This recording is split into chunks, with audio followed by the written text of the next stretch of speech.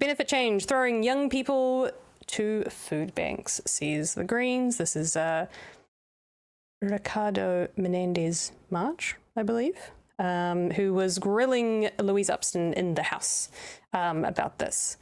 So the Green Party is accusing the government of knowingly driving more people into food banks by tightening access to the jobseeker benefit. The coalition will end jobseeker payments to 18 and 19-year-olds whose parents earn more than $65,000 from next November.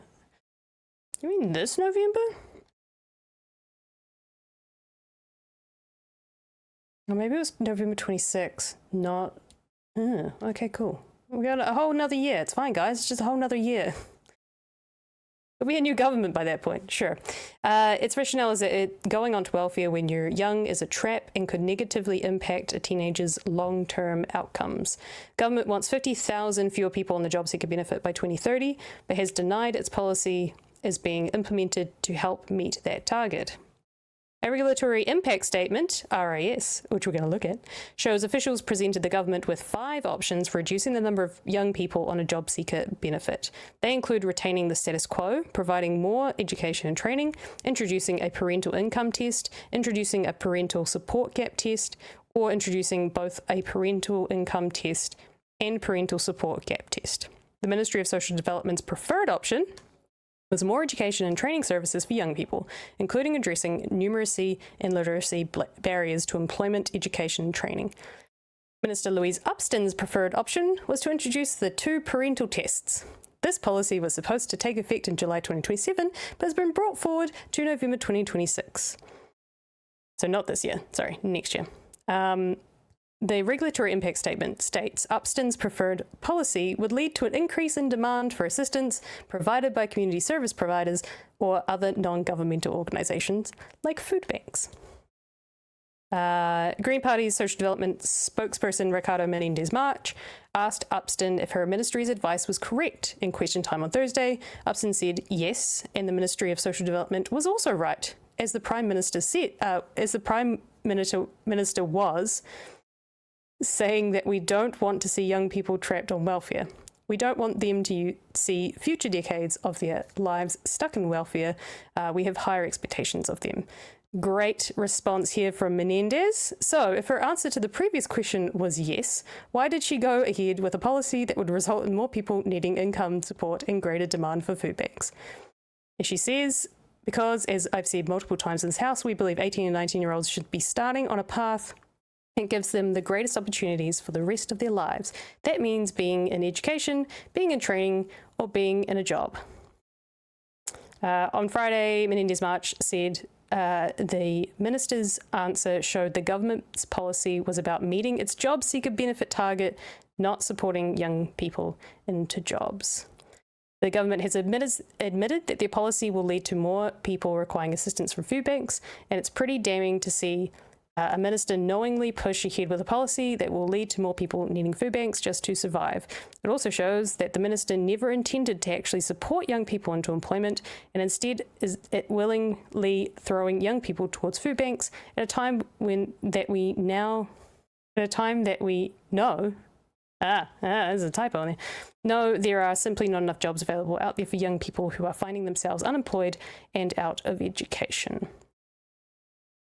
And then he goes to say, we know that poverty compounds, and when we have young people needing to go to food banks to make ends meet, we are setting young people up for a life of debt, of hardship, which is in itself is counterintuitive to setting them up to a path of employment and sustainability. Great words, Ricardo. So no one's surprised. I think Menendez March did a great job at pushing back and pointing out what we all know, and that is that you need to support people out of poverty, not this whole pull them up by their bootstraps philosophy, which is kind of fucked up in many ways. Now, because it was mentioned, the regulatory impact statement, I wanted to go and have a look at it because I do like to be somewhat informed. Not great at the whole government stuff, but I do like to be somewhat informed. I don't like to just go off the words of our favourites. Sometimes I like to look into it myself. Just to double check we got at least some facts correct. So I thought what we could do is go, and I used the Firefox version because then I can do this. Oh, and look, it's big. And I can make it, look, it sizes with the size I have. Look how cool that is. There you go. Now I'm not just like a tiny box on the screen. So I had a look at the regulatory impact statement because I wanted to find out what it was that the ministry suggested were some of the other options and what the minister suggested and what she wanted. So I did. Highlighted some things. I highlighted some things. My highlights are gone. No, they're not. They're right here. Wait, did I not highlight anything else? No. No, I did not. All right, so decision sort analysis of the document has been produced to support the cabinet decisions of the policy settings, the parental assistance test to tighten access to specified benefits for 18 and 19-year-olds without dependent children. This includes, but is not limited to, the specific components of the PAT, the cohorts it would apply to in the specific settings of each aspect of the PAT. Date finalized 10th of September. And then there's all the things. So what is the problem? What is the policy problem? More young people are receiving job seeker support. This has the potential to negatively impact their long-term outcomes, as well as contributing to increased benefit expenditure, which is a significant expense for government. What are the objectives? To reduce the number of young people on job seeker support by encouraging them to enter employment, education, or training, and thereby reducing government expenditure. There's a lot about reducing government expenditure here. It's pretty blatant. So this is kind of the summaries of each of these things. But what I want to have a look at here is diagnosing the problem. Get into the weeds of it in a second, but so population impacts of doing so. So certain groups tend to be disproportionately represented in the benefit population as compared with the wider New Zealand population. As a result, any changes made to the welfare system tend to disproportionately affect these groups. Generally speaking, young people are more likely to be unemployed than other age groups. In December 2024 quarter, the unemployment rate for people aged 15 to 19 was 23%. Kind of makes sense, but that kind of makes sense. But still significantly higher than overall unemployment rate of 5.1% for the same period. This means there may be greater need for support for this cohort and that there may be wider labour market factors which limit the effectiveness of any interventions. Young people who have dependent children will not be affected as they will be in receipt of the young parent payment until they turn 20. Only 20? Damn. That's not a whole lot of support. Māori and Pacific people are mentioned. 1/3 of 18 to 19-year-olds on job seeker support identify as Māori. 11% is Pacific. A third. Damn, that's a lot. These are roughly equivalent to the percentage of the wider benefit population who identify with these ethnicities, but is greater than the representation of these groups in the wider New Zealand population. I believe Māori make up a fifth. The fifth of the population. Similarly, Māori and Pacific people have higher unemployment rates than the wider population. The unemployment rates for Māori and Pacific people were 10.5% and 10.8% respectively. So double that of the base rate. It's crazy.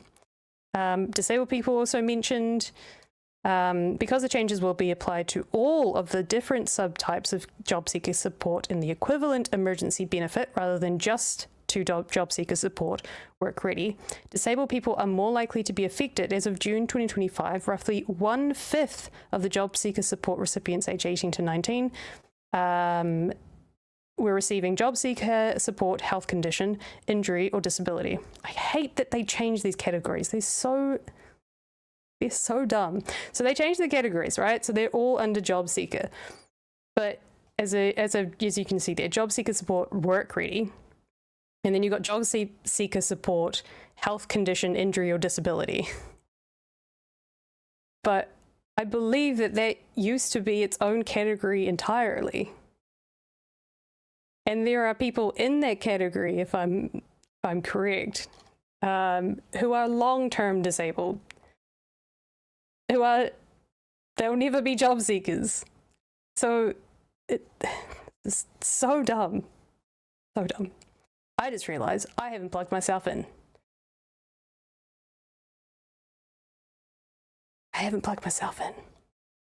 So you've got Wi-Fi.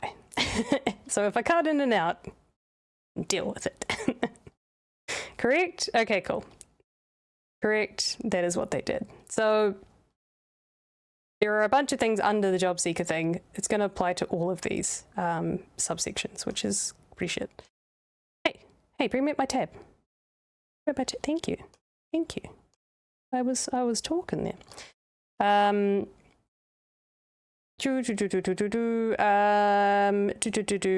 1/5 of job seeker support recipients are the 18-19.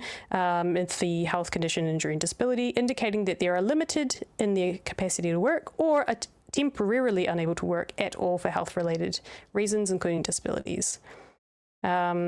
Disabled people often have higher costs, higher rates of unemployment compared to non-disabled. Then we also talk about women as well. As of June 2025, just under 90,000 women were receiving job seeker support, representing roughly 41% of the total job seeker cohort. This is relatively lower than the proportion of women receiving support through other benefits, with just over 50% of supported living payments recipients and 90% of sole parent support recipients identifying as women. Rainbow communities are also mentioned here. Members of the rainbow community more likely to receiving a benefit than their cisgender and straight peers. The rainbow benefit population also skews younger than the population as a whole, kind of makes sense, meaning that any changes that affect young people would have a greater effect on the rainbow community. So here's what is proposed. So the proposal is so this is what they're trying to do. This is with all the different things, what they are. Or is this what the ministry? Hang on, let's just have a read. What is proposed? The proposal is to reduce the number of 18 and 19-year-olds on benefit by tightening the eligibility criteria for specific benefits. Blech. Specific, I hate that word, specified benefits through introducing a PAT from November 2026. The PAT will consist of a parental income test in the first instance, and that will mean that, in addition to young person meeting all other existing eligibility criteria, a young person's parents must earn under a specific amount, the income limit, in order for a young person to be able to receive support. There will be further decisions made on policy settings as part of the implementation and design process. If a young person tells MSD that they cannot rely on their parent or parents for support, MSD will use a parental support gap test to assess whether there are circumstances that mean that they cannot rely on their parents for financial support. This one is interesting. I'll say it again. If a young person tells MSD that they cannot rely on their parent or parents for support, MSD will use a parental support gap test to assess whether there are circumstances that mean they cannot rely on their parents for financial support. So, if I'm reading this correctly, then a young person, or the person who should be receiving an 18 or 19-year-old should be receiving their support, goes to MSD and says, I cannot get any support from my parents. Does MSD then go and just say, so what, we're going to double check that you're not just lying to us? Like, what? So they're going to go to the parents and be like, oh, are you sure you can't support your child? Oh, just double check. Like, there are a lot of people in the 18-19 category who, especially, it sounds awful, and it's it sounds like a stereotype in some ways, but I think this is a broad understanding of sorts. But poverty, the way that I kind of think about it is that you've got people in poverty, people that are on long-term benefits or in benefits for a number of reasons. It creates a lot of financial stress and then a lot of personal stress in their lives. So they tend to be kind of unstable environments and not great environments for kids. You have people, as someone just said, you have people turning to gangs for support. We've talked about this before. I think we had Harry Tam has come on, talked about how gang culture and gangs have risen up out of a failure of the state to support them, to support a lot of the communities that were mentioned before, specifically Māori and Pacifica communities. And so you've got these people who, and then you've also got, this week we also saw highlighted again, some people don't feel safe with police, so police are kind of push people into gangs as well, because, you know, they're a form of community. Anyways, so it makes sense that there are probably a lot of teenagers who don't have great parental figures, or they don't have great relationships with their biological parents or the parents that they would consider in this test. So, like, this is just, if someone says that they can't get the support, like, it's really awful that they're gonna, like, second guess them. This is essentially what I'm reading. And number 32, if parental income is at or below the specified income limit, or and that's not me, that's a spelling typo. If there is a parental support gap, the 18 or 19-year-old will be eligible for the relevant benefit, provided they also meet all of the eligibility criteria for the benefit. This is a great example. Again, what are the objectives in relation to the policy problem? Encourage young people into other employment, education, and training. That's great. Reduce the likelihood of long-term benefit dependency. That's also great. And then reduce the fiscal cost to government. Top three reasons that we're making these changes. Government cost. It's just so costly to look after these young people. Just anything, I would like you to be putting more money into paying for these things specifically. That would be great. I'm more than happy to pay for it as a taxpayer. More than happy to pay for this. Hey. Okay, and then this is where it gets even more fun. What consultation has been undertaken? No consultation has been done to date because the work was initiated through Budget 2025 and therefore subject to confidentiality requirements. The intention is to conduct targeted engagement from September to October 25, just 2 months, with key stakeholders who have relevant experience and expertise. These will include MSD reference groups, youth and beneficiary advocacy groups, and organisations which provide community and family support. That's good, I guess. Right. Then we go into, so what were the options that are considered? So there are 5 options that have been assessed against the criteria outlined in paragraph 37 above, which what's that? Criteria to compare options will be encourages young people into employment, education, training, maintains ability to access of MSD services and support when needed, reduces government expenditure in the short term, reduces government expenditure in the medium and long term, reduces risk of long-term benefit dependency. So these are the tables we're going to look at in a minute, and how it ranks in each of those categories, each of the options. The 5 options are the status quo, so no changes. Option 2, provision of more education and training services for young people. Option 3, test of parental income only. Option 4, test for gap in parental income only. Option 5, test of both parental income and parental support, parental assistance tests. So option 2 is the only non-regulatory option. Provision of more education and training services for young people. Across all options, it should be recognised that the labour market, immigration settings, and individual barriers have an impact on people's ability to enter employment. So this is also quite important as well.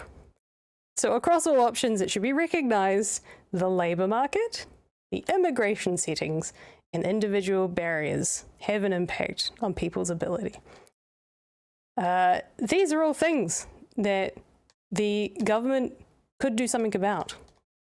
Some of these individual barriers might be people's health. Some of these individual barriers might just be the cost of living. The labour market. Government has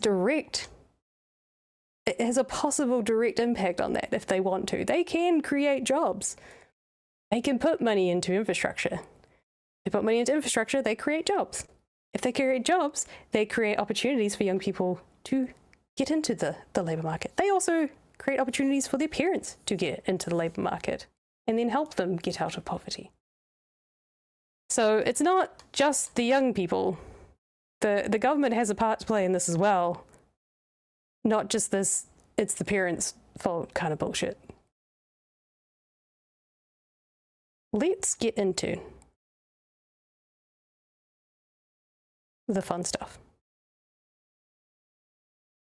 I'm going to have to do this. Okay, let's do one of these so you guys can see it, and then do one of these.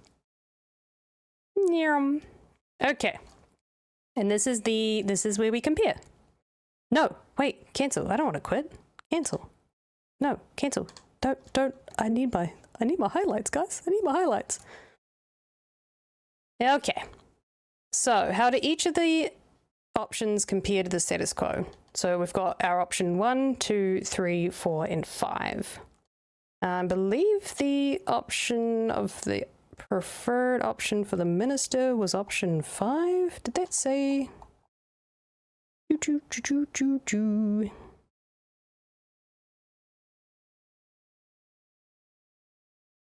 I highlight it? No, I can't see it. Okay. I'm pretty sure I highlighted which one was hers. So, compared to the status quo, encourages young people to move into employment.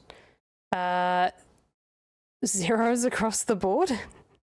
So, no impact, basically, compared to so all of these options have, apart from the obvious one, provide more education and training services for young people, nothing else will do it.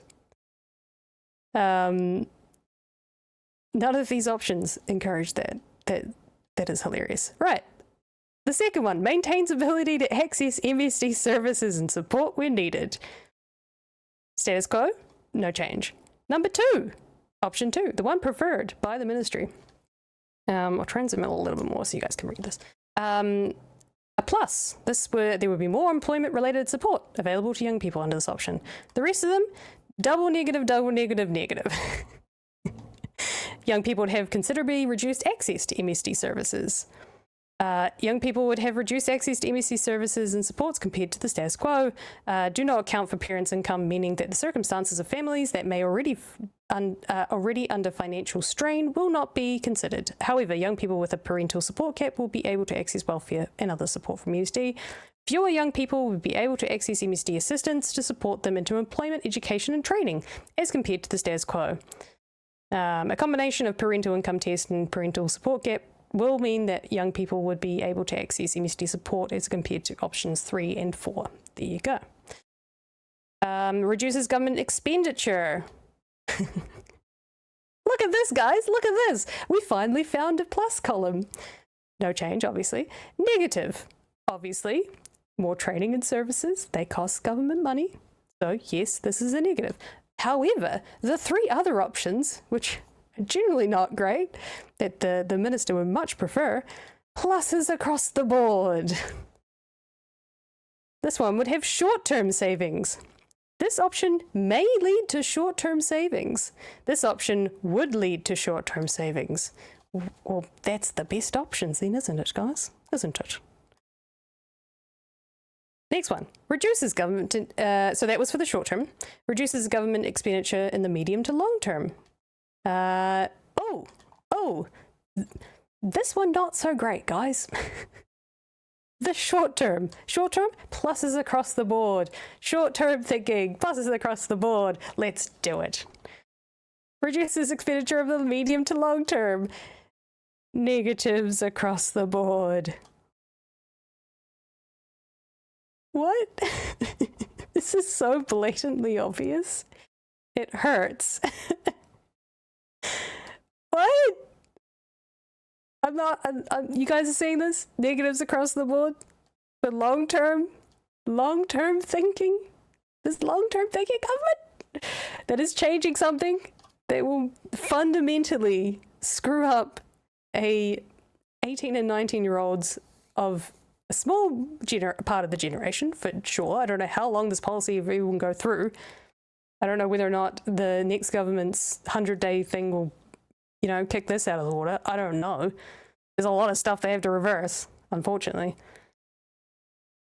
But, like, they're only thinking short term. Disgusting. Absolutely disgusting.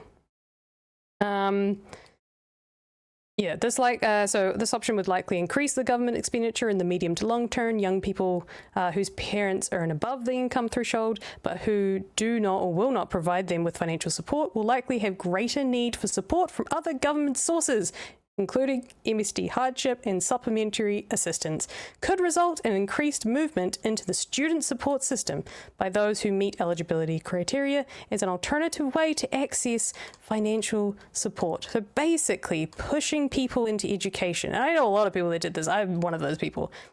Pushing them into education in order just to pay their bills.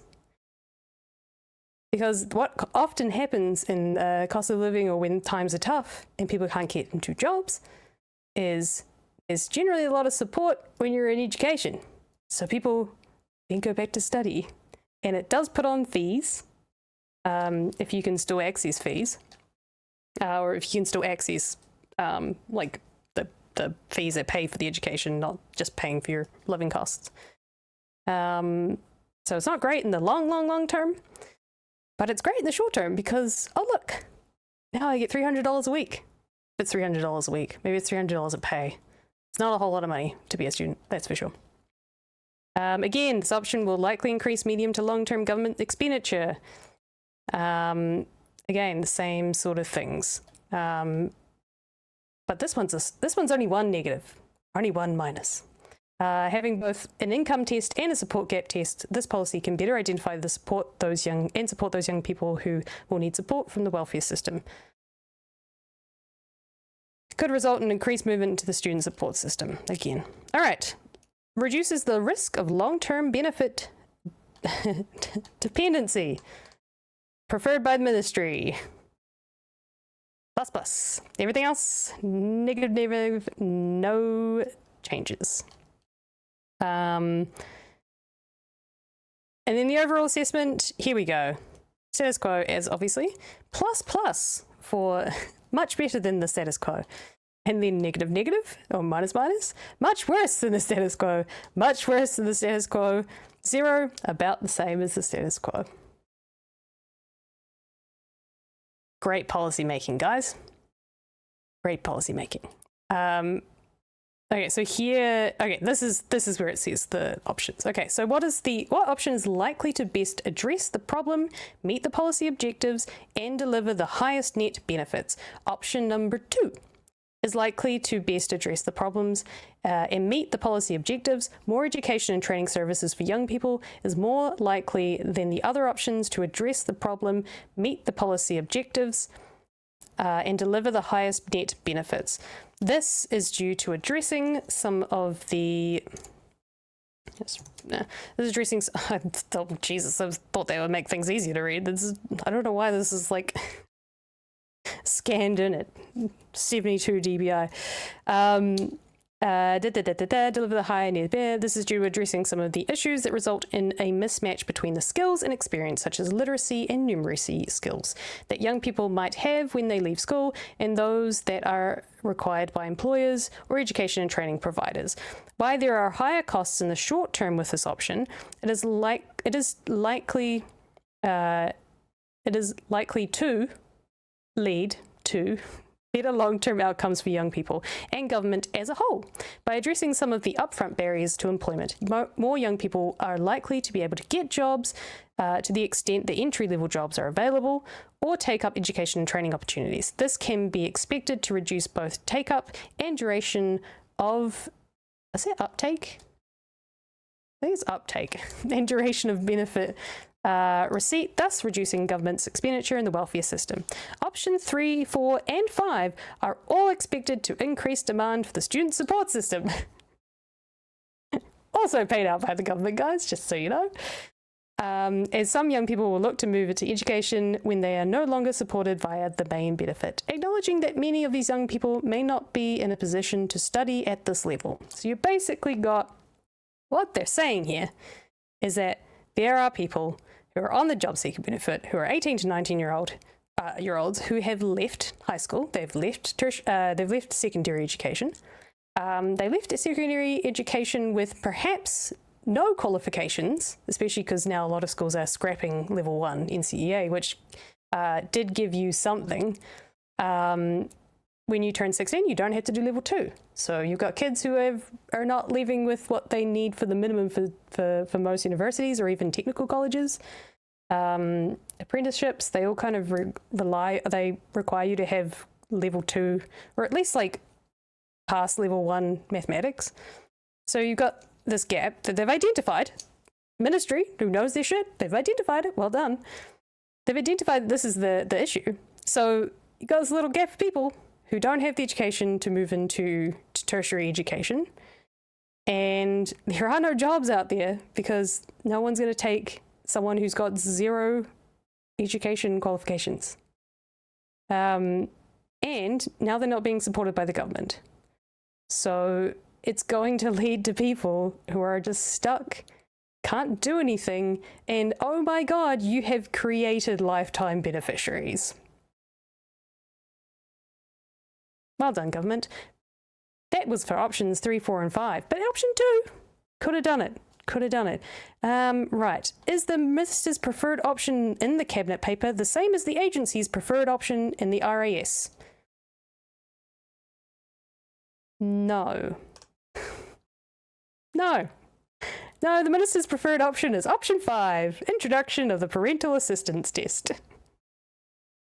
MSD's preference is option 2, provide more education and training services. This is because, as previously noted, key employment barriers faced by young people include such things as not having achieved NCA level 2, like I was just saying, or equivalent, a driver's license, and or fundamental workplace skills such as numeracy and literacy. What a waste of fucking taxpayers' money making this regulatory impact statement. Real great, guys. Real great.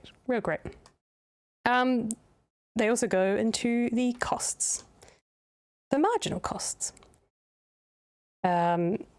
which starts to go into the weeds, even more weeds. So if you want to go and read that, have fun. I believe that was all things. Yeah, that was everything I highlighted. You kind of get the gist. No. There you go. So that was fun. Here's my little deep dive for you guys. How do we feel after that? Do we feel like we've learned something? Again, it's all ideological. It's really sad. It's sad to see that the long-term impacts of this are really damaging on, it might be only a few thousand young people. Might be probably a few thousand who will be directly and very poorly impacted by this. Then there'll be the broader around that'll be also impacted by this, perhaps not to the same severity. And it's just going to be a cost on the government in the future. And it's going to be a cost on all of the things that this government is harping on about. The housing crisis. It's going to impact our productivity. It's going to impact our government spending, baseline costs, our beneficiary spending, because there are going to be more people on the benefit. It's so annoying when you've got people who are smart and know their shit and are experts and have the data, and they've scrambled through the data for years. They've worked with these people. They know these situations inside out. They understand why these people are in these situations. They understand what leads to long-term beneficiaries. And this is across the government, across ministries, in education, in Ministry of Social Development, and all of these, in healthcare. They understand these portfolios like the back of their hand. And yet governments, not just this one, previous governments do, they come in and they have these ideologies, and they have these ideological frameworks in which they operate, and they have these little throwaway lines of pull yourself up by your bootstraps stuff, and the 18 and 19-year-olds, on benefits just sit there in their PlayStations and they don't do anything. And families want us to do something. Parents want us to do something about it. And then they just ignore all of the advice of like, okay, cool, yeah, sure, that might be a problem. Maybe not the way you framed it, but sure, that definitely is a problem. We know about that problem to some degree. We know these problems very well. This is our, bread and butter. And yet, they give them the advice, they tell them how it's going to help them, they tell them how it meets their objectives, and they ignore it. They go with the one that sounds best. They go with the one that fits what they've been saying.